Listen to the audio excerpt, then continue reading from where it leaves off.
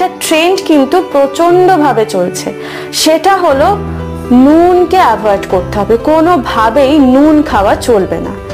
আবার এটাও শোনা যাচ্ছে নুন খেলে নাকি সেটা রক সল্টই খেতে হবে বা সৈন্ধব লবণ খেতে হবে। আচ্ছা, যে যেটা বলবে সেটাই কি শুনে নেবেন? একটু তো তলিয়ে ভাবা উচিত।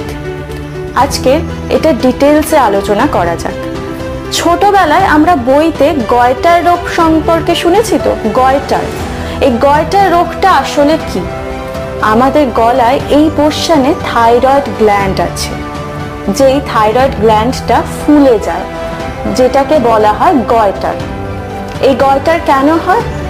আয়োডিন ডেফিসিয়েন্সি বা আয়োডিনের ঘাটতিতে হয়।